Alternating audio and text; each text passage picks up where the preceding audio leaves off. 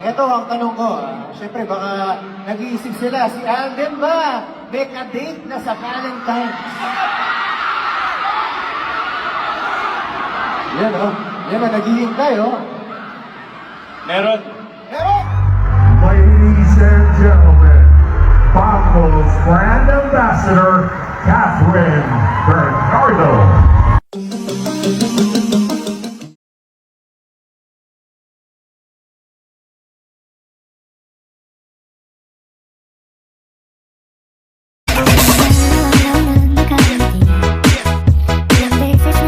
Sa media at mga talk shows dahil ito ay may kinalaman sa isang aspeto ng kanilang personal na buhay na matagal nang iniwasan ng publiko at ng kanilang mga fans.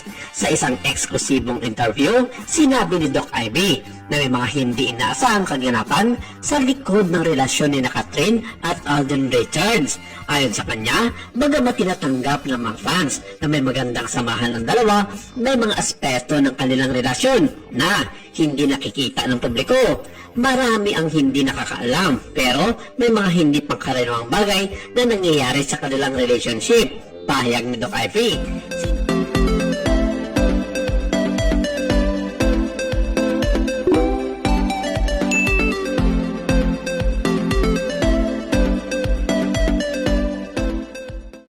Sa media at mga talk shows dahil ito ay may kinalaman sa isang aspeto ng kanilang personal na buhay na matagal nang iniwasan ng publiko at ng kanilang mga fans. Sa isang eksklusibong interview, sinabi ni Doc Ivy na may mga hindi inaasahang kaganapan sa likod ng relasyon ni Catherine at Alden Richards. Ayon sa kanya, bagamat tinatanggap ng mga fans na may magandang samahan ng dalawa, may mga aspeto ng kanilang relasyon na hindi nakikita ng publiko. Marami ang hindi nakakaalam, pero may mga hindi pangkaraniwang bagay na nangyayari sa kanilang relationship. Pahayag ni Doc Ivy. Sinabi pa ni Doc na may mga personal na issue na kinakailangan nilang pagdaanan bilang magkapareha, ngunit sa kabila nito, nanatili silang magkasama at nagmamahalan ng patago sa likod ng mga kalat na balita na may karelasyon na nga si Catherine Bernardo sa katauhan ni Mayor Mark Alcala. Hindi palaging perfect ang mga relationship, pero ang importante ay magkasama sila sa pagharap sa mga pagsubok. Dagdag pa ni Doc Ivy. Bagamat hindi naging specific sa mga detalye, sinabi ni Doc Ivy na ang relasyon ni Catherine at Alden ay dumaan sa mga pagsubok at may mga pagkakataon tila mahirap ang kanilang sitwasyon. Lahat ng relasyon ay may high and lows. Hindi nila niniwasan ang mga hamon, kundi natuto sila at lumalago bilang magkapareha. Ang pahayag nito ay nagbigay ng bagong pananaw sa mga fans ng dalawa na patuloy na nag-aabang ng mga update tungkol sa kanilang personal na buhay. Minsan, ang mga fans sa masikat na celebrity couples ay hindi laging nakikita ang mga struggles na tinatahak nila sa likod ng kamera.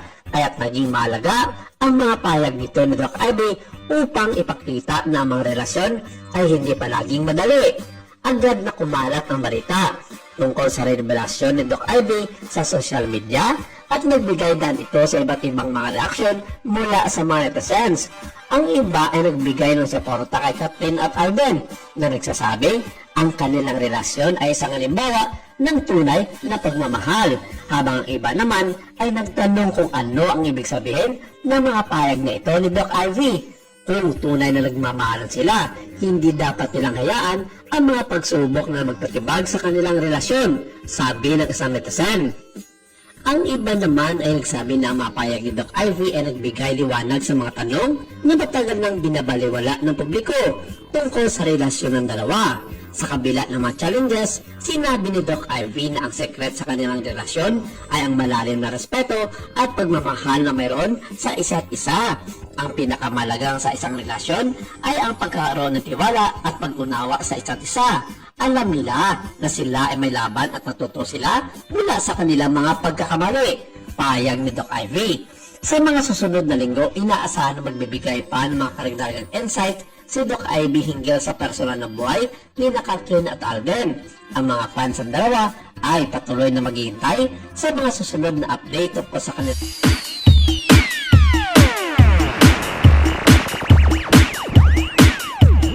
This is the mix of DJ Darwin.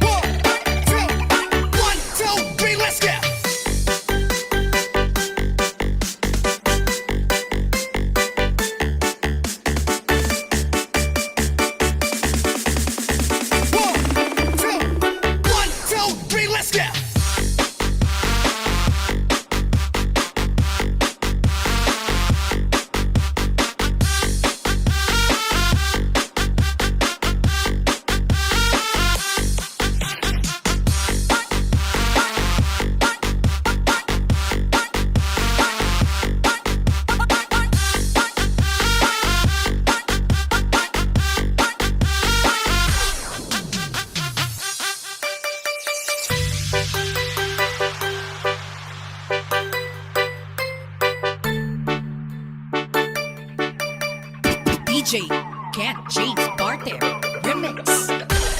All